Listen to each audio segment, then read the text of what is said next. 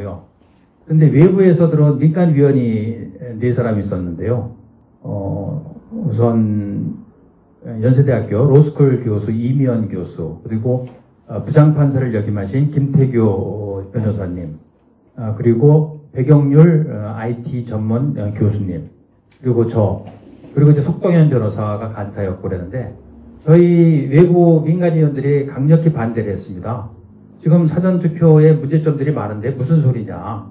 그렇다면은 선관위에 요청을 해서 적어도 3가지 사항은 받아들여야 된다 하고 저희가 제시했는데요. 첫 번째가 바로 이 QR코드입니다. 법에도 나와 있기 때문에 QR코드 쓰지 말고 바코드를 쓰도록 하라.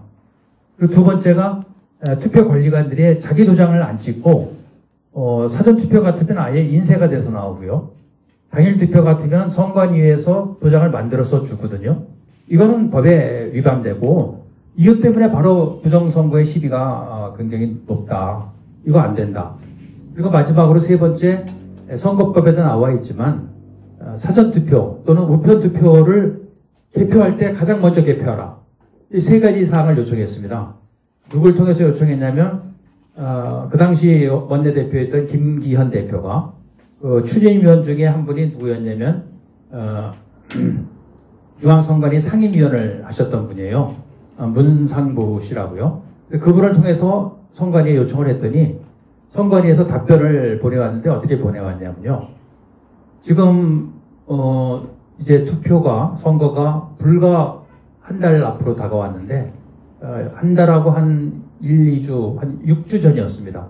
시간 관계상 안 된다. 이거 수정하고 뭐 QR코드를 바코드로 대체하고 개인 도장으로 하려면 최소한 10주가 걸린다. 그러면서 거부를 하고요. 딱 하나, 마지막. 그렇다면 사전투표하고 우편투표는 먼저 개표하겠다. 이렇게 연락이 왔습니다. 저희들은 계속 굉장히 저항을 했지만 그 공권력 앞에서 또 국민의힘에서 별 문제의식을 안 갖고 있더라고요. 그래서 그 결과가 어떻게 됐습니까? 국민의힘은 계속해서 사전투표 독려했고 저희 시민단체나 이런 데서는 사전투표하면 안 된다고 말씀을 드렸죠. 사실 제가 사전투표하는 날 집 근처에 사전투표장을 찾아가 봤더니요. 이거는 정말 코로나 전국인데 사람들이 어마어마하게 몰려온 겁니다. 그리고 당일 투표는 너무 널널하 하더라고요. 근데 국민의힘에서 뭐라고 그랬냐면 사전투표는 이틀간이나 하니까 여유가 있다. 그런데 생각해 보십시오. 사전투표 이틀 하는 건 맞는데 사전투표 장소가 당일투표의 4분의 1밖에 설치가 안 돼요. 그러니까 당연히 그쪽으로 몰리니까 사전투표장은 막 아수라장이더라고요. 거기서 코로나 많이 걸리셨을 것 같아요. 그리고 그날 보셨지만 막 이상한 투표 많았지 않습니까? 코로나 확진자들 투표를 막 쓰레기통에 담고 비닐백에다 담고 이래가지고 문제가 생겼죠. 결국 준비 안 되고 저희들이 요청한 사항을 거부한 상태에서 사전투표가 상당히 많은 문제점을 갖고 왔습니다. 어쨌거나 이제 투표가 다 끝나고 당일 3월 9일 저녁 때 개표를 하는데 개표하니까 어떻게 됐습니까? 처음에 이재명 후보가 굉장히 앞섰죠. 그게 이제 사전투표를 먼저 개함해서 그렇습니다. 그리고 저녁 11시가 되니까 본투표, 당일 투표께 개표가 되니까 서서히 역전이 돼서 밤 한 12시, 새벽 1시부터 이제 승기를 잡은 건데요.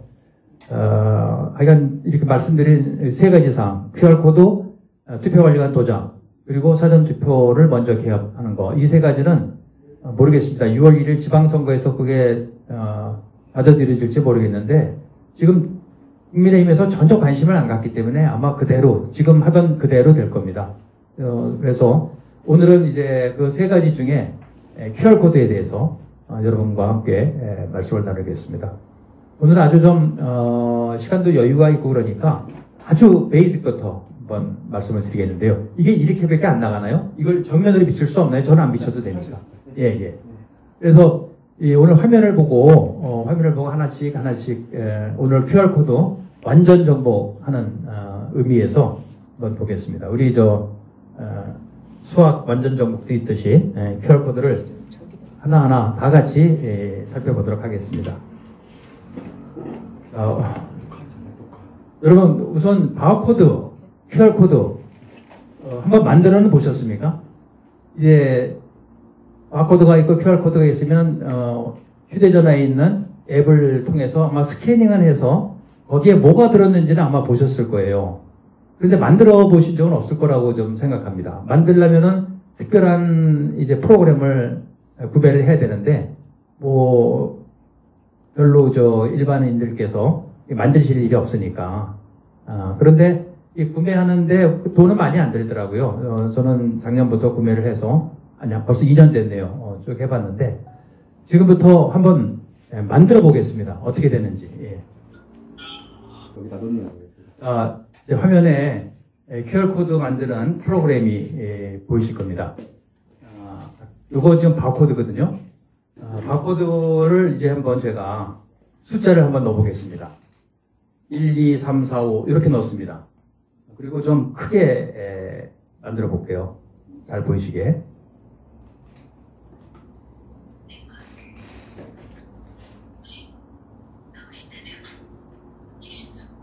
1, 2, 3, 4. 예, 1, 2, 3, 4, 5. 1, 2, 3, 4, 5를 넣어서 만든 바코드입니다. 보이시죠? 예, 보이실 거고요. 근데 바코드를 이렇게 1, 2, 3, 4, 5를 넣었는데, 그럼 여기다가 6, 7, 8, 6, 7, 8 하면 모양이 바뀌죠. 당연히 바뀝니다. 이렇게 어렵지 않습니다. 이제 이런 것을 가지고, 예, 잠깐만 지금 화면 조정 시간에 들어가겠습니다. 예. 좋습니다. 예, 이렇게 잘 보이셔야지. 지금 이 상태에서 지금 밑에 1, 2, 3, 4, 5, 6, 7, 8이라는 글씨가 보이죠? 조금해서 잘 안 보일 텐데 이 글씨를 또 없앨 수도 있습니다. 한번 보겠습니다. 이렇게 하면 글씨가 위에 나오고요. 지금 위에 나오죠. 그 다음에 이렇게 하면은 텍스트 글씨가 사라집니다. 이렇게 생산자가 원하는 대로 만들 수 있거든요. 그래서 바코드는 사실 용량이 크지 않아서 투표용지가 10cm입니다. 폭이. 그러다 보니까 그 폭 안에 들어가려면 숫자를 많이 넣으면 안 되죠. 뭐 한 20자, 30자 이 정도까지 들어갑니다. 그런데 똑같은 거를 QR코드로 한번 만들어 보겠습니다. QR코드. 여기 이제 쭉 이거 보이시나 모르겠는데요. 네. 쭉 해서 QR코드 2D 코드라고 이제 되어 있고요. 2D 코드에 QR코드를 누르면 똑같이 이렇게 이제 QR코드로 나옵니다. 이제 조금 크게 확대를 해서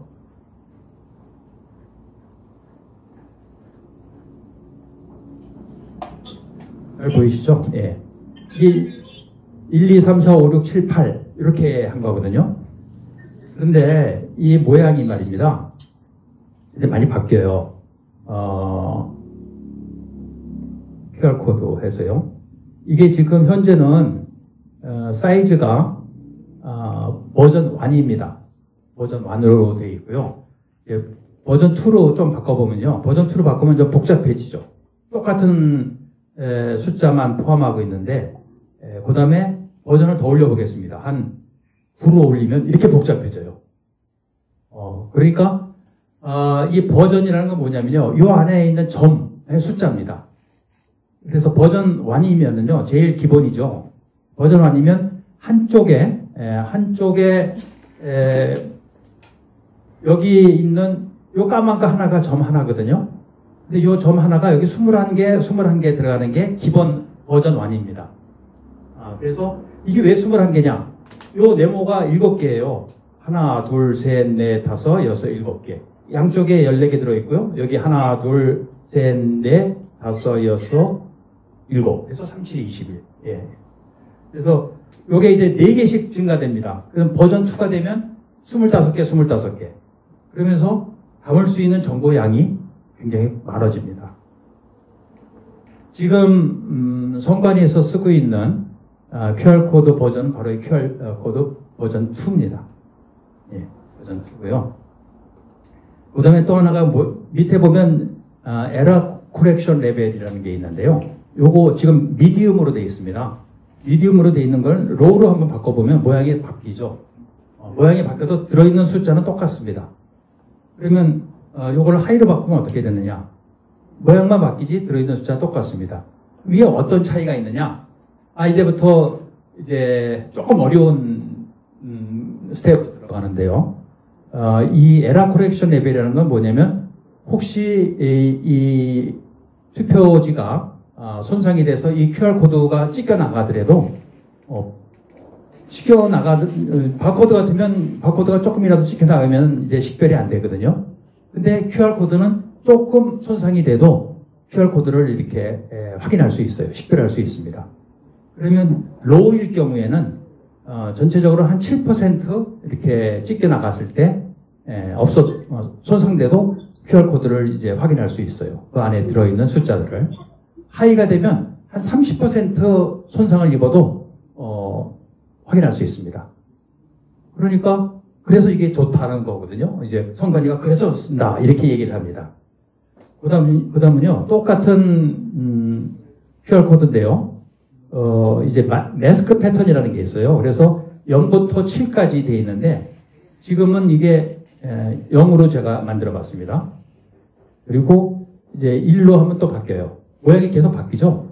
이렇게 8가지 바뀔 수 있는 똑같은 정보를 담고 있어도 모양을 이렇게 바꿀 수가 있습니다. 8가지 타입으로. 이런 것들이 이제 QR코드의 기본이거든요.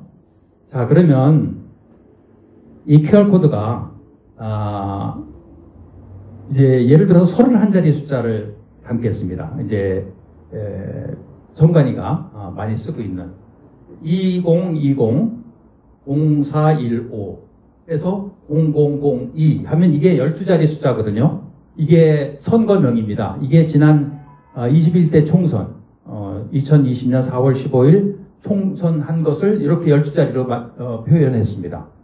그 다음에 이제 선거 구명이 들어갑니다. 그래서 02, 1, 2, 3, 4, 03 이게 무슨 얘기냐면 앞에 02라는 것은 국회의원 선거고 1, 2, 3, 4는 이제 선관위 명입니다.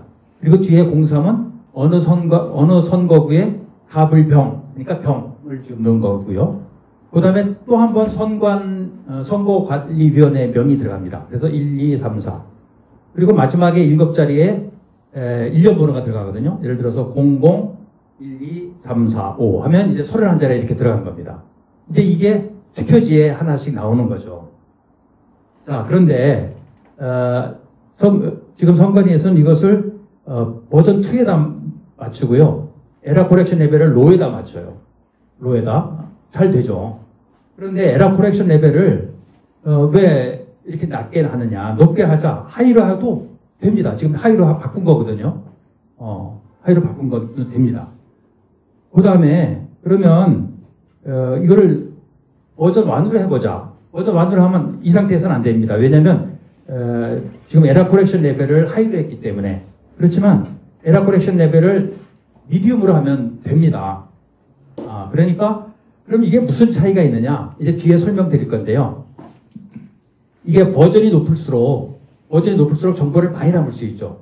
근데 우리가 필요한 거는 31자리니까 왜 많은 정보를 담을 수 있게 만들 필요가 없는 거죠. 그러니까 우리는 계속 정보를 담을 수 있는 정보가 31자리면 최대 용량을 줄여라. 그래야 딴 것을 못 넣는 거 아니냐 하고 얘기하는데 들은 척도 안 해요. 선관위가. 이런 거에 대해서 공개 석상에서 같이 토론을 해야 되거든요. 전혀 얘기를 안 해요. 여러분께 지금 보여드리는 것은 자, 이게 이런 방향으로 앞으로 나가야 된다. 그러니까 QR코드를 쓰더라도 버전 1을 써라. 버전 1을 쓰고 여기는 34자리밖에 못 들어갑니다. 34자리. 그리고 이 에러 코렉션 레벨을 미디움을 쓰라는 거죠. 그러면 34자리가 들어가서 불과 3자리만 더 넣을 수 있어요. 넣고 싶어도. 그거는 별로 의미가 없죠. 그런데 벌써 에러 코렉션 레벨을 로우로 하면 담을 수 있으면서 넣을 수 있는 자리가 또 많아져요. 그렇기 때문에 우리는 이제 앞으로 이렇게 좀 우리 국민들 여러분께서도 다 이런 것을 아시고 선관위랑 싸워야 되겠다. 다시 한번 말씀드리면요. 요게 지금 34자리를 넣은 겁니다. 우리 선거에서 쓰는 34자리를 넣은 거고요. 선관위에서는 이것을 버전 2로 해서 이렇게 복잡하게 만들고 에러 코렉션도 제일 낮게 로우로 해서 여유 정보량이 상당히 많아요. 여기는 77자리까지 들어가거든요. 그럼 우리가 필요한 건 31자리면 46자리가 지금 여유 공간이에요. 그러니까 거기에 무엇을 넣든지 몰라요. 근데 이제 선관위는 이렇게 얘기합니다. 아니, 스캐너나 휴대폰으로 찍어보면 31자리밖에 안 나오지 않느냐, 이렇게 얘기를 하는데, 거기에 이제 비밀이 있습니다. 오늘 이제 천천히, 오늘 마침 또 시간이 많고, 제가 준비를 해봤습니다만, 오늘 다 안 되면 다음번 한번 또 시간이 있으니까, 복습도 하면서 이렇게 하겠습니다. 그래서 이 부분이 굉장히 중요하기 때문에, 이 부분에 대한 이해가 있으셔야, 아, QR코드를 가지고 얘들이 어떤 장난을 치는구나 하는 것을 아실 수가 있을 것 같아서 오늘 QR코드를 이렇게 직접 만들어보는 이제 시범을 보여드렸습니다. 일단 여기까지 하고요. 다시 이제 돌아가도록 하겠습니다. 근데 QR코드를 투표지에 어떻게 쓸 수 있느냐. 이제 법에 의해서 쓰는 건데요. 공직선거법 151조 6항에 이렇게 나와 있습니다. 투표용지에 인쇄하는 일련 번호는 바코드, 그리고 가로치고 컴퓨터가 인식할 수 있도록 표시한 막대 모양의 기호를 말한다. 이 형태로 표시해야 한다. 그리고 바코드에는 이 네 가지, 선거명, 선거구명, 관할 선거관리위원회명, 그리고 일련 번호, 이렇게 네 가지만 담아라, 이렇게 돼 있거든요. 그래서 여기 보시면은 좌측 하단 좌측에 투표지가 있죠. 투표지에는 뭐가 써 있습니까? 우선 어느 후보한테 기표 정보가 들어있을 거고요. 사전투표 관리관 이름이 있는 도장이 있고요. 그 다음에 QR코드가 있죠. 바로 이 QR코드에 31자리 정보가 들어있는 겁니다.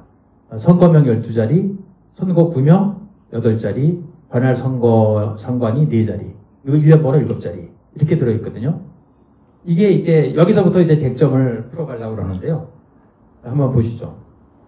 그러면 이 QR코드는 언제부터 썼느냐 궁금할 거 아닙니까? 이 QR코드를 쓰기 시작한 것은 사전투표를 만든 2014년부터인데요. 법이 2014년 1월달에 만들어졌어요. 근데 법에는 분명히 바코드를 쓰라고 하고서 2014년부터 QR코드를 썼어요. 2014년 지방선거.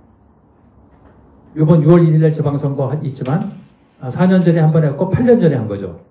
2014년이니까. 그러면서 뭐라고 그러냐면요. 봐라, 박근혜 정부 때부터 썼지 않느냐.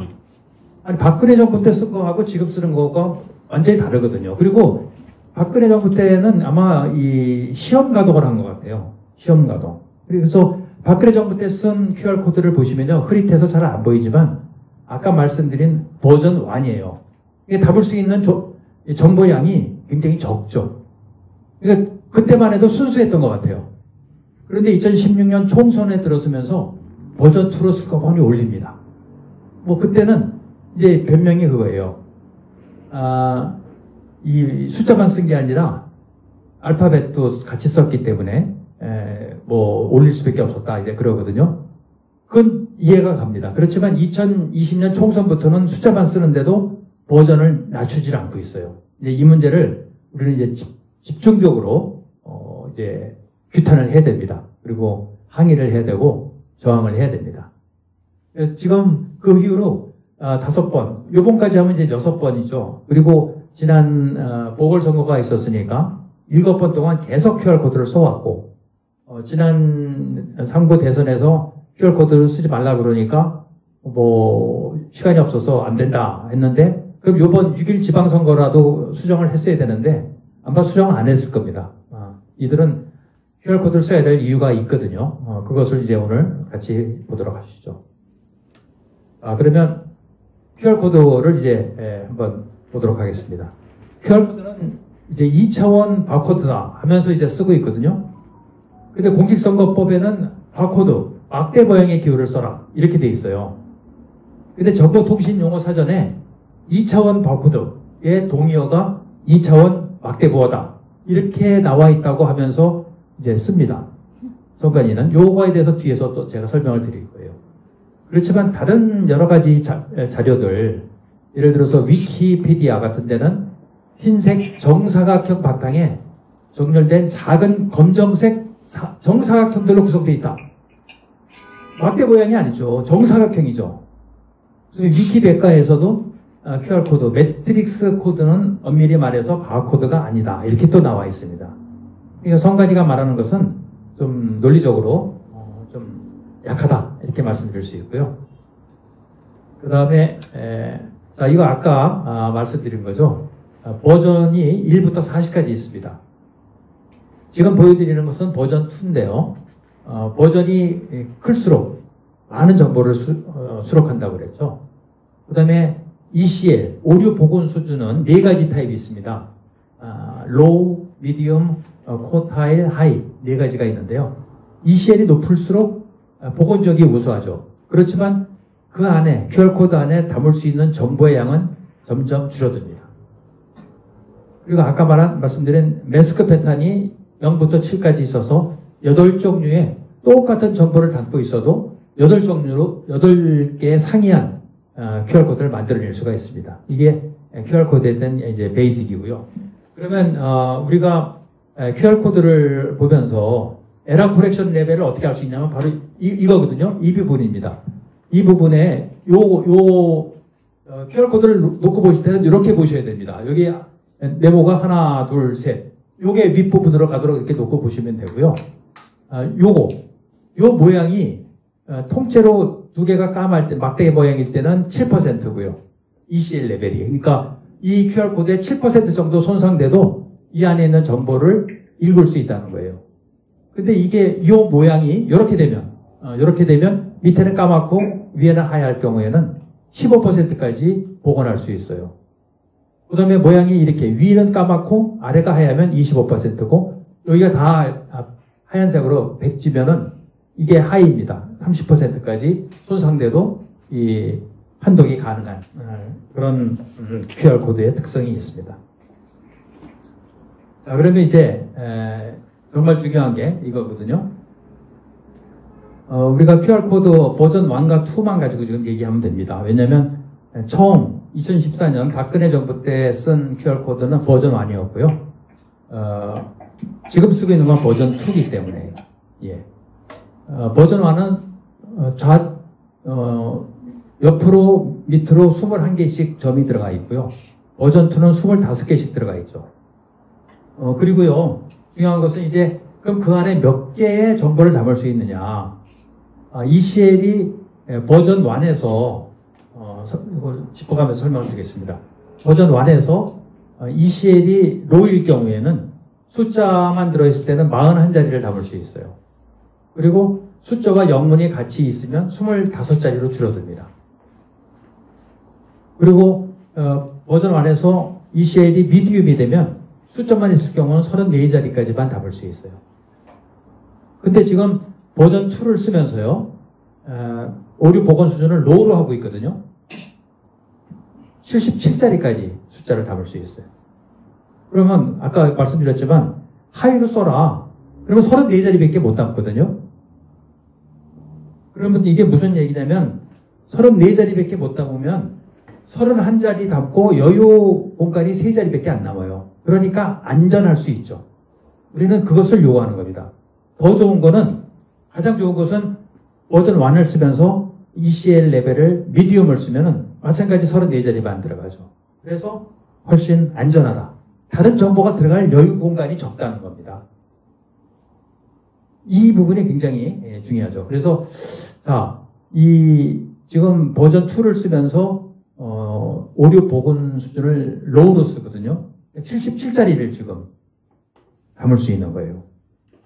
우리는 뭐라고 요구해야 되냐면, 그러지 마라.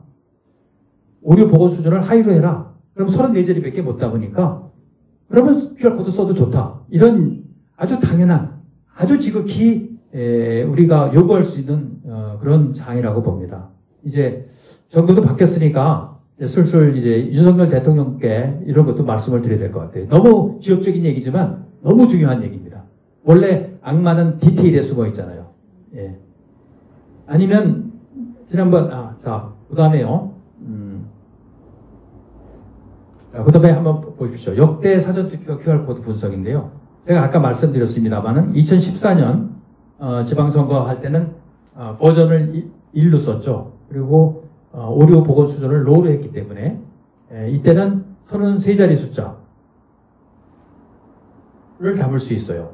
근데 최대 정보량은 41자리였어요. 그러니까 여유 정보량은 8자리였죠. 자, 그런데 그 다음 2016년 총선거부터 이 사람들이 바꾸기 시작합니다. 사용 정보를 33자리에 영문과 숫자를 같이 넣어요. 왜 영문을 넣는지 모르겠어요. 그러니까 이렇게 되면 47자리까지 담을 수 있거든요. 예, 버전 2로 올리면서 오디오 복원 수준을 로우로 했으니까. 그러면 남는 게 14자리를 담을 수 있어요. 그래서 2017년 대선 마찬가지고요. 13자리가 담을 수 있고 2018년 지방선거에서 추가적으로 14자리를 담을 수 있었어요. 그리고 말씀드린 대로 2020년 4.15 총선에서는 이제 숫자만 썼기 때문에 46자리를 담을 수 있죠. 자, 그런데 여기서 아주 흥미로운 발견을 했어요, 저는.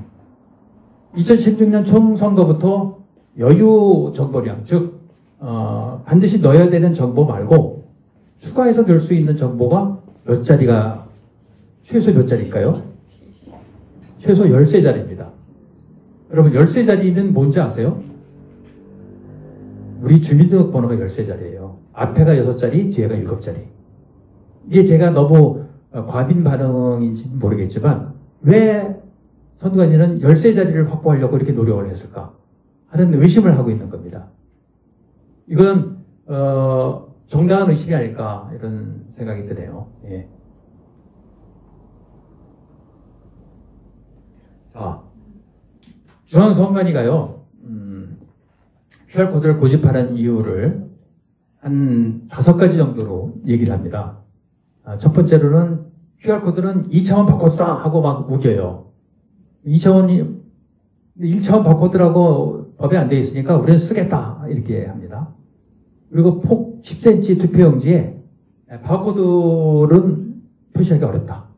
31자리나 숫자를 담아야 되기 때문에. 그리고 QR코드는 복원력이 우수하다. 복원력은 아까 말씀드렸잖아요. ECL, 에러 코렉션 레벨입니다. 그게 로우부터 하이까지 4단계로 되어 있다고 말씀드렸죠. 그리고 위조 방지에 효과적이다. 그리고 마지막으로 QR코드에는 개인정보 없다. 이렇게 잡아뗍니다. 하나씩 살펴보도록 하시죠. 자, QR코드는 2차원 바코드인가? 맞습니다. QR코드 2차원 바코드 맞습니다. 근데 막대 모양 기호는 아닙니다. 법에서 막대 모양 기호를 쓰라고 그랬잖아요. 왜? 법은요, 그렇게 자의적으로 해석하면 안 되죠.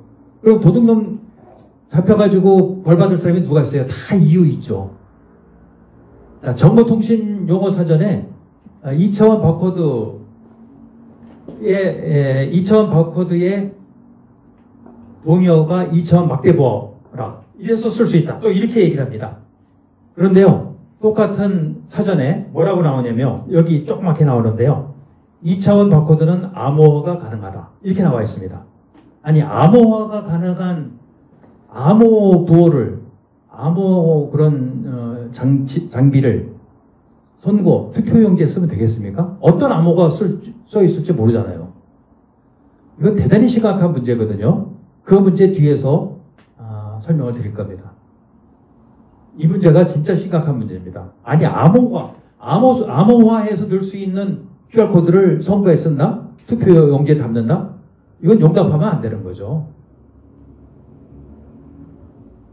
자, 투표용지 폭이 10cm라 담을 수 없다, QR코드를. 바코드를. 제가 담아봤어요, 바코드로. 충분히 됩니다. 물론 저거보다 더 줄여도 돼요. 아까 보여드렸잖아요. 늘렸다 줄였다 얼마든지 할 수 있습니다. 예. 그런데요, 한번 보겠습니다. 이거 뒤에 또 나올 텐데, 지금 31자리 숫자를 쓰고 있거든요. 31자리 숫자를 쓰는 것은 이건 바보 같은 짓이라고 우리 위금숙 박사님께서 말씀하셨어요. 그분이 컴퓨터 사이언스, 컴퓨터 사이언스죠. 만드신 분이, 전공하신 분인데, 우리나라 하여간 그 여러 가지 제도적인 IT 분야에서 많은 기여를 하신 분인데, 뭐라고 그러시냐면요. 이 디지털의 정보를 담기 위해서 그 자릿수 하나 줄이려고 어마어마한 노력을 한다는 겁니다. 근데 지금 선관위는요, 이거 너무 태평해요. 아니, 선거한 날짜를 저렇게 다 쓸 필요가 뭐가 있습니까? 이해가 안 가요. 예를 들어서 대통령 선거는 1번으로 하고 20대 대통령 선거는 20, 120 쓰면 되는 거예요. 근데 2020, 0415, 0002 12자리를 쓰고 있어요. 이거는 국가 자원을 낭비하는 겁니다. 뭐 돈 안 든다 하지만 이게 다 돈하고 연결되는 거거든요. 저렇게 예를 들어서 이런 겁니다. 우리 주파수 있잖아요. 전화기, 그 다음에 TV, 라디오. 이 주파수 뭐 막 쓰는 게 아니에요. 어마어마한 돈이 들어가는 겁니다. 이 주파수가요. 마찬가지 이 IT 분야에 이 자릿수 하나 전산 서버에 저장되는 자릿수 하나 줄이는 것이 돈으로 따지면 어마어마한 돈이죠. 위금숙 박사께서 이걸 보시더니 아주 웃더라고요. 이건 초등학교 학생들이 하는 짓거리라고. 나중에 또 말씀드리겠습니다. 자, 그 다음에 QR코드 복원력. 제가 말씀드렸죠.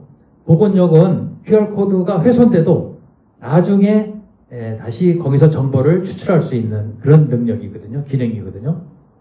자, 아까 말씀드렸지만 ECL을 지금 버전 2에서 ECL을 로우로 하면 77자리 숫자를 담을 수 있죠.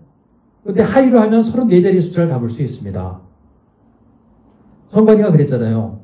QR코드가 훼손돼도 정보를 복원할 수 있다. 굉장히 중요한 기능이라고 생각을 하나 봐요. 그렇다면 31자리만 담고 QR코드의 복원력을 하이로 올리면 QR코드가 30%까지 손상을 받아도 복원할 수 있거든요. 정상적인 사람이라면 당연히 QR코드의 복원 능력을 하이로 올렸어야죠. 왜 불필요하게 로우로 해서 77자리까지 답을 공간을 만들어줍니까? 이거는 굉장히 미스테리다. 어떤 의도가 있다.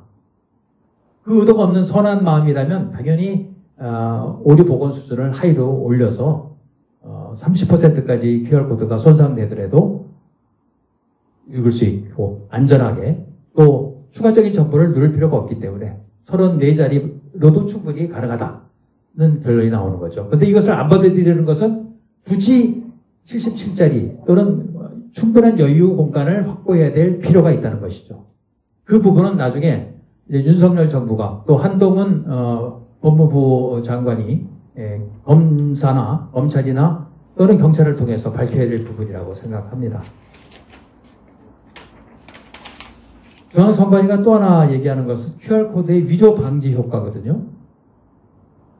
그런데 중앙선관위가요, 재검표할 때 QR코드 1년 번호 식별하자 하니까 안 된다고 그랬어요, 처음에. 절대로 안 된다고 그랬어요. 1년 번호 이상 여부를 확인해서 위조 방지 검사할 수 있거든요. 그런데 이 사전 투표지를 누가 만들 수 있겠어요? 가짜 투표지를. 만들 수 있는 곳은 오로지 한 군데 선관위밖에 없습니다. 그들 스스로가 아주 논리적인 모순을 많이 갖고 있어요. 자, 그런데 제일 중요한 건 이겁니다. QR코드에는 개인정보 없다? 없을까요? 중앙선관위가 제기하는 2차원 바코드. 이 사람들은 QR코드란 말을 절대로 안 써요. 항상 2차원 바코드라고 합니다. 의혹 제기 사례를 네 가지로 들었는데요. 우선 2차원 바코드에 개인정보 수록했다는 거짓 정보를 퍼뜨리고 있다. 그 다음에 투표 성향 파악이 가능하다. 그 다음에 비밀 투표를 침해한다. 그 다음에 근거 없이 2차원 바코드를 사용하고 있다. 이렇게 의혹을 제기하는데 이것은 당치 않다고 얘기를 하고 있습니다. 선관위는. 근데 저는 이게 다 맞는 얘기라고 보는 거죠. 이제 하나씩 한번 보도록 하겠습니다. 자, 2차원 바코드 관련 의혹 제기 사례 중에 2차원 바코드, 즉 QR코드인데 굳이 QR코드란 말을 안 쓰는 우선 저 집단의 문제점도 크고요. QR코드에는 선거명, 선거구명, 관할 선관위명, 1년 번호 외 선거인과 관련된 어떠한 개인정보도 포함되지 않고 있다. 이렇게 얘기를 합니다. 아니 그러면 왜 쓸데없이 QR코드를 그렇게 넉넉하게 큰 여유 있는 QR코드를 쓰느냐 하고 질문을 하죠. 거기에 대해서는 들은 척도 안 해요.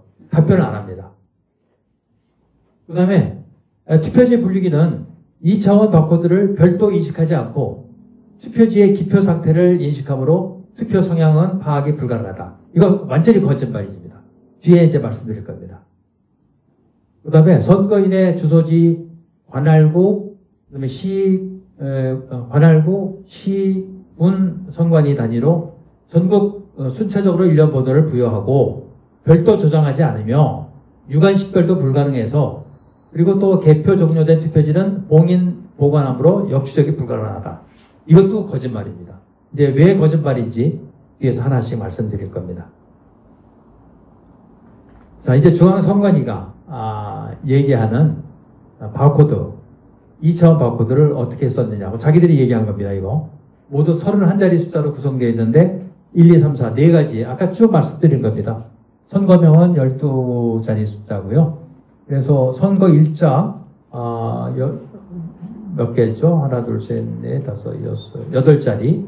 그 다음에 선거 유형을 4자리로 넣어놨어요.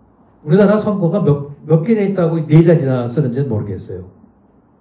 이거 한 자리면 되거든요. 우리가 하는 거 대선, 총선, 그 다음에 지선, 그 다음에 교육감 선거, 그 다음에 예를 들어서 보궐선거, 이런 거. 한 5-6가지밖에 안 됐다고 봐요. 더 많으면 2자리 숫자면 충분하죠. 이렇게 불필요한 자원을 좀 낭비하고 있는 겁니다. 그 다음에 선거 구명. 또 선거 유형을 또 넣어요. 아니, 앞에 선거 유형이 있는데 또 선거 유형을 또 써요. 그 다음에 서울, 서초, 선관위 4자리로. 우리나라 선관위가 모두 253군데 있거든요. 그럼 3자리면 충분하죠. 그 다음에 가불병. 이걸 또 2자리로 합니다. 가불병 더 이상 있겠어요? 그럼 한 자리면 충분하죠. 그 다음에 주소지 관할 구시군 선관위명. 똑같은 걸 또 써요. 앞에 선거 구명에 서울 서초구 선관위명이 들어가 있잖아요. 그러면 거기서 알면 되지. 뒤에 또 쓰는 이유는 정말 모르겠어요.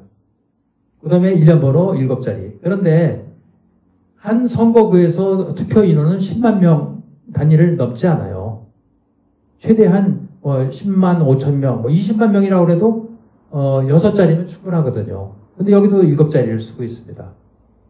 결론적으로 저는 이 사람들이 어떻게 해서든지 여기에 넣어야 될 정보수를 부풀리는 거예요. 불필요한 0을 넣고 막 이렇게 해서 31자리까지 만들어낸 거예요. 왜냐면 한 20자리 미만이면 바코드도 쓸 수 있거든요. 충분히 쓸 수 있거든요. 31자리도 쓸 수 있어요. 그래서 뻥튀기라는 겁니다. 뻥튀기. 그래서 바코드를 안 돼. 하라는 얘기를 하고 싶은 거죠. 2차원 바코드를 적용해야 되는 이유. 자기들이 얘기하는 겁니다. 동시 지방선거에서 투표지 분류기를 이용한 선거구별 1차 분류 기능 사용 시에 막대 모양의 1차 바코드는 상대적으로 인식 속도 및 인식률이 저하되고 손실 훼손 가능성이 증가한다. 저는 이렇게 물어봅니다. 처음에 사전투표율이 한 10%대였어요. 나머지 90%는 이런 바코드 없는 거거든요. 그럼 그 90% 투표지는 어떻게 분류해? 바코드 없이, QR코드 없이. 말이 안 되는 거잖아요. 그러니까 그럼 동시 지방선거에만 쓰지 뭐하러 대통령 선거, 국회의원 선거엔 왜 써? 얘기할 수 있는 거 아닙니까? 그럼 좋다. 지방선거에만 써라. 이렇게 얘기를 한다든가 우리는 주장할 수 있는 거죠. 더 하나 기가 막힌 건요. 바코드의 막대 모양이 숫자 1과 유사해서 특정 정당 후보자나 기호를 연상시킬 수 있대요. 세상에 이런 억지, 궤변이 또 어디 있습니까? 참 살다 별 핑계를 다 만들어냈는데요. 그들이 주장하는 걸 하나씩 한번 보시죠. 한번 살펴보겠습니다. 자, 우선 컴퓨터가 인식할 수 있도록 표시한 막대 모양의 기호가 좌측 겁니까? 우측 겁니까? 당연히 좌측 바코드를 말하는 거죠. 막대 모양, 막대기도 모릅니까? 우측 거는 흰색도 있고 검은색도 있고 점도 있고 모양, 불규칙적인 모양이잖아요. 막대 모양의 기호가 아니죠. 여기서부터 벌써 저는 대단히 중앙선관위가 궤변을 늘어놓고 있다. 이렇게 말씀을 드리고요. 두 번째, 지금 31자리 쓰고 있잖아요. 위에 겁니다. 선거명 12자리, 선거구명 8자리, 관할 선관위 4자리, 1년 번호 7자리. 저는 이걸 이렇게 줄였어요. 선거명 3자리, 1, 대선, 20은 20대 대선이다. 아, 그 날짜가 뭐 필요합니까? 20대 대선을 2022년 3월 9일 날 했다는 건 다 알잖아요. 그러면 3자리로 딱 줄일 수 있죠. 총선은 2번으로 하고, 21대 같으면 21, 22대 같으면 22. 그 다음에 지선 3번으로 하고, 이렇게 해서 3자리를 얼마든지 줄일 수 있죠. 그 다음에 선거구면, 선거구도 마찬가지입니다. 우리나라가 선거구가 253개 있거든요. 그럼 3자리에다가 가불병, 4자리면 충분하죠. 관할 선관위가 뺄래다가 어떤 경우는 뭐 선거구하고 관할 선관위가 다를 수도 있대요. 그럼 좋다. 관할 선관위 3자리 넣어라. 그 다음에 1년 번호. 1년 번호 16자리가 아니라 1년 번호는 6자리입니다. 6자리. 그러면 우측에 보시는 바와 같이 선거명을 12자리에서 3자리, 이렇게 12자리에서 3자리로 줄였고요. 선거구명도 8자리에서 4자리로 줄일 수 있고요. 관할 선관위도 4자리에서 3자리로 줄이고 1년 번호 7자리에서 6자리를 줄이면 현재 31자리인데 16자리로 줄일 수 있습니다. 거의 반을 줄일 수 있는 겁니다.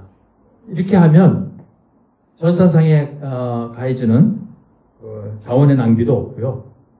굉장히 법에서 정한 바코드를 써서도 얼마든지 정보를 담을 수 있겠죠. 자, 이제 정말 중요한 겁니다.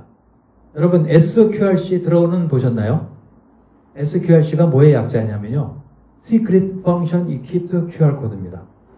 Secret Function Equipped, 비밀스러운 기능이 있는 QR 코드. 벌써 들으니까 좀 무시무시하네요. 무슨 암호, 그렇죠? 암호가 들어있는 겁니다. 암호가. 그래서 암호화된 QR 코드인데요. 공개 자료는 일반 스캐너로도 식별이 가능한데요.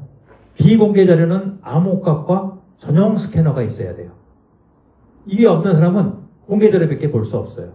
그러니까 아까 투표용지를 이렇게 스캐닝하면 31자리만 보이는 게 당연해요. 이거는 비공개 자료가 있다면 암호값과 전용 스캐너를 알아야 되기 때문에. 암호값을 스캐너만 갖고 있어도 안 돼요. 암호값을 모르면 안 되죠. 패스워드라는 겁니다. 패스워드. 그래서 이게 댄소사에서 만든 SQRC에 대한 소개 자료거든요. SQRC는 두 가지 정보를 담을 수 있다. 하나는 퍼블릭 데이터, 즉 공개 자료. 그래서 뭐 예를 들어서 012, 3, 4, 5, 6. 그다음에 프라이빗 데이터, 즉 비공개 암호화된 자료. 그래서 이름, 성별, 나이 이런 걸 담을 수 있는 거죠. 이 똑같은 QR코드 안에 공개 자료와 비공개 자료가 혼재해 있어요. 그리고 우리같이 보통 사람들은 이것을 만든 사람이 아닌 보통 사람들은 아무리 QR코드 스캐너 또는 앱을 갖다 대도 일반 자료, 공개된 자료만 볼 수 있고 이것을 만든 사람들은 전용 스캐너도 있을 거고요. 이걸 만들 때는 암호값도 있겠죠. 그래서 암호값을 빼낼 수 있는 거죠. 자, 그렇다면 한번 보십시오. 자, 이 투표용지에 QR코드, 1년 번호 또는 13자리 주민번호를 암호화해서 넣었다면, 그렇죠?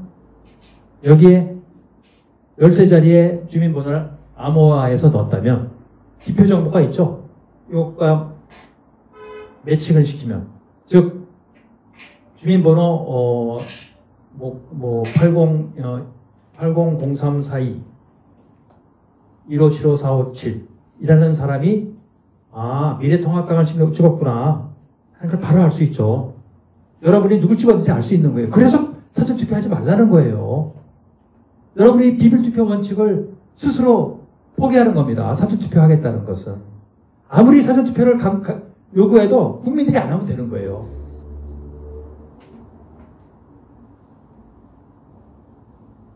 그러면 이렇게 얘기할 겁니다. 자기들은 절대로 SQRC 안 쓴다. 그걸 누가 믿어요? 아니, 도둑놈이 도둑질 했다고 얘기하는 사람이 있어요? 수사를 해서 증거를 갖다 대고, 지문, DNA, 이런 걸로 과학수사를 하는 거 아닙니까?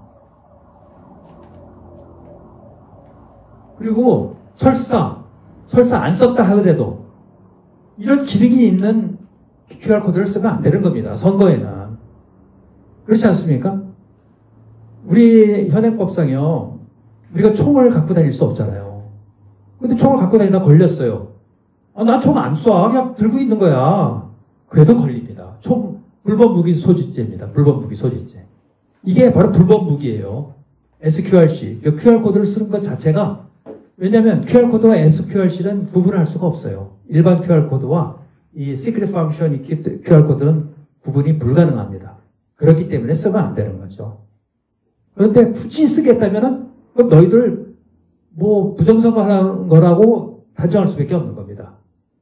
이제 윤석열 정부에서 바로 이 점을 꼭 좀 짚어주기를 바라고요. 자, 그 다음에 아까 이제 나온 얘기인데요. 자, 아까 그랬거든요. 투표지 분류기는 2차원 바코드를 식별하지 않는다. 그래서 투표지의 기표 상태만 인식하니까 투표 성향 파악은 불가능하다 그랬는데, 이거 거짓말이라는 것이, 투표지 분류기를 통과하는 모든 투표지는요, 고속 정밀 스캐너에 의해서 스캐닝돼서 파일로 보관됩니다.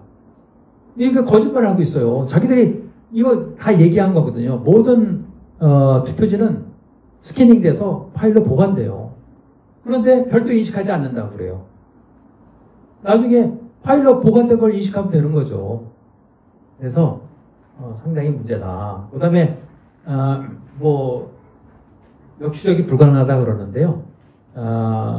2020년 12월 14일 날 민경욱 의원 재판에서, 그날 제가 중앙선관위 청사를 갔었거든요. 대법관들이 이제 하는 검증 기일인데요. 거기서 중앙선관위에서 뭐라 그러냐면요, 자기들이 브리핑을 했어요. 그러면서 중앙선관위 서버에는 데이터베이스 매니지먼트 시스템에 의해서 선거인 정보가 저장되어 있다고 본인들이 얘기를 했어요. 실토를 한 겁니다. 이제 꼼짝없이 걸렸어요. 그래서 보십시오. 아까 제가 말씀드렸잖아요. 자, 투표지가 스캐닝돼서 파일로 보관되어 있다고 그랬죠. 그 다음에 우측에 보이시는 게 이게 선거인 정보예요. 선거인 정보가 뭐를 포함하고 있냐면, 제가 이걸 보고 깜짝 놀랐어요. 선거인 인적사항, 이름, 성별, 생년월일, 주소, 선거인 명부 등재번호, 이게 다 보관되고 있어요. 투표 관련 사항, 이 사람이 언제 투표했는지 날짜와 시간, 관내 구분, 사전투표소가 어디였는지 그 명칭, 그리고 사전투표 관리관 이름, 이게 다 중앙선관위 서버에 들어있어요. 그다음에 우편 등기번호, 그다음에 본인 확인 이미지 파일명, 신분증 스캔 이미지 파일명. 아니, 그러면 이 두 가지를 매칭시키면 누굴 찍었다는 게 바로 나오죠. 어떻게 이렇게 거짓말을 하는지 모르겠어요. 그래서 이거는 대단히 큰 범죄 행각이다. 어마어마한 범죄 행각입니다. 그래서 다음 6일 지방선거에도 사전투표하지 마세요. 가능하면 당일투표하세요. 그리고 당일투표가 제가 말씀드렸잖아요. 투표장 숫자가 4배 많습니다. 4배. 비록 하루밖에 안 하지만 4배나 많습니다. 그렇기 때문에 더 여유가 있으세요. 그리고 가면 빨리빨리 돼요. 그냥 확인하고 바로바로 주잖아요. 저거는 뭐 출력하죠. 뭐 복잡합니다. 그래서 이렇게 자기가 누구를 투표했는지를 알 수 있다면 뭐 알려줘도 좋다면 뭐 하시는데, 네, 기분 나빠서 내가 누굴 찍었는지 알려주지 않을 거야 하면 당일 투표를 선택하셔야죠. 자, 그러면 이 두 가지가 어떻게 매칭이 되느냐. 제가 제 책에도 다 썼는데요. 4.15 부정선거 비밀이 드러나다. 이것은 너무 간단하죠. 이거 컴퓨터 조금만 할 줄 아는 사람 같으면, 그러니까 컴퓨터 아니더라도 우리 엑셀 가지고 소팅만 해도 바로 나와요. 왜냐면 바로 이 QR코드에 뭐가 있냐면요. 이 QR코드에 이 동구 선거구에 요 세 사람이 경합한 선거구에 투표한 사람이 순서대로 쫙 1번부터 10만 몇천 번까지 다 나와요. 그 다음에 여기 투표 시각 있잖아요. 투표 시각 쭉 1번부터 끝까지 순차적으로 할 수 있어요. 그럼 순차적으로 했으니까 숫자적으로 매칭을 시키면 누가 선거인 이름 나오네요. 누굴 찍었는지 바로 나오죠. 이게 어마어마한 사건입니다. 이건 민주주의가 아니에요. 이거는 북한하고 똑같은 거예요. 왜? 북한은 공개 투표하잖아요. 이렇게 투표 용지를 보여줘야 된대요. 그리고 함이 달라요. 누구한테 아마 찍지도 않을 거예요. 그걸 가져가서 그냥 그 함에다 넣는데요. 찬성, 반대, 함이 달라요. 찬성한 함에만 다 넣어야죠. 그리고 후보가 한 명이에요. 예를 들어서 조선인민주주의 북조선 공화국이라고 치고요. 거기에 수반을 뽑는 또는 대의원을 뽑는 선거하면 선거에 가보면 우리 같으면 후보가 여당이 있고 야당이 있고 또 문서정당 이렇게 해서 대여섯 명 되지 않습니까? 지금 서울시 교육감 후보 난립하는데 이런 것처럼. 근데 거기는요 선거에 가면 후보자가 한 명이에요. 그래서 찬성이냐 반대냐 그것만 결정하는 거예요. 그리고 함이 달라가지고 찬성, 반대 함이 달라서 넣는 자체가 벌써 다 공개 투표죠. 우리는 비밀 투표를 하라고 그러니까 이렇게 비밀 투표하는 것처럼 해놓고 나중에 보니까 이게 다 공개 투표였네. 이렇게 속였다고요. 이렇게 지난 5년 동안. 그래서 이거는 거의 내란이거든요. 내란이면요. 문재인도 이제 그 대통령 탄핵을 지금이라도 탄핵을 시켜야 된다고 생각하고요. 모든 대통령 권한을 박탈을 해야 됩니다. 정말 지었고 애꿎은 박근혜 대통령은 저렇게 고초를 겪으시게 했는데 이 작자들은 아주 교묘하게 QR코드를 이용해서 국민들의 투표 성향을 다 파악했어요. 그렇기 때문에 이 자료가 지금 어마어마하게 모여있죠. 한 1000만 명 정도가 사전투표를 했거든요. 이번엔 더 많았죠. 한 1200만 명 정도. 그렇기 때문에 이 사람들이 투표한 사람이 누구라는 걸 알면은 지금 대략 사전투표했을 때는 어느 정도의 우열을 알 수 있어요. 왜? 투표자가 다 거의 그 사람이고 추가된 사람 몇 명이니까. 그럼 사전투표에서는 몇 대 몇으로 지금 이기고 있다, 지고 있다 알 수 있죠. 그럼 이제 거기서부터 조작을 할 수 있는 거죠. 당일 투표를 어떻게 조작하던 사전투표를 통을 바꿔치기 하던 또는 프로그램 조작을 하던 여러 가지 방법이 있죠. 지금 미교옥 의원 2년이 딱 넘었죠. 5월 이때니까 4월 15일 끝나고 5월 15일까지 선거 소송을 제기하고 5월 15일로부터 2년. 딱 지금 2년 됐네요. 원래 6개월에 끝내야 되는데 2년 동안 판결을 못 하잖아요. 그리고 딴 데 함도 못 열잖아요. 왜냐하면 함을 열면 그 안에 있는 투표와 실제 발표한 게 다르기 때문에. 그래서 왜 이 사람들이 투표함을 늦게 깠냐면 그 투표함을 바꿔치기 해야죠. 자기들이 발표한 거랑 맞춰놔야 될 거 아닙니까? 뭐라고 말씀하시네요? 네, 나중에 또 질문사항 Q&A 시간을 갖도록 하겠습니다. 그래서 저 QR코드가요 정말 투표지 안에 조그마한 건데 되게 어마어마한 대한민국의 역적 같은 놈입니다. 저거를 저렇게 넣게 한 것 자체가 넣게 하지 않았죠. 법을 만들 때 절대는 안 된다고 그랬거든요. 국회의원들도요 여야 마찬가지로 다 안 된다고 그랬어요. 바코드도 안 된다고 그랬거든요. 그래서 바코드에 다른 정보를 넣으면 안 된다. 그리고 바코드 가로치고 막대 모양의 기호 했는데 저놈들이 선관위 놈들이 저거를 QR코드를 쓰면서 배째라 하고 있는 겁니다. 여러분 이해 가시죠? 왜 투표지와 투표지에는 여기 이름이 없잖아. 그래도 QR코드에 일련 번호가 있기 때문에 여기 자기들 선관위 서버에 선관위 정보를 데이터베이스 매니지먼트 시스템에 넣어놓고 있거든요. 이 두 가지를 같이 매칭 시키면 누가 누구를 찍었다는 게 바로 나옵니다. 그리고 그것은 이제 데이터베이스로 돼 있어가지고 매번 이제 업데이트가 되겠죠. 그래서 지금 대한민국 인구의 한 1200만 명 정도의 자료를 가지고 있을 것이다. 잘 됐네요. 이제 이 자료를 윤석열 정부가 쓰면 이제 우파 정부가 계속 또 가겠네요. 그렇지만 그러면 안 되죠. 선거는 우파 좌파를 떠나서 국민의 가장 기본권입니다. 민주주의를 지탱하는 게 선거 아니겠습니까? 이 선거를 이렇게 엉터리를 만드는 거 정말 안 되죠. 그리고요, 마지막입니다. 이제 이게 마지막이고 Q&A를 받을 텐데요.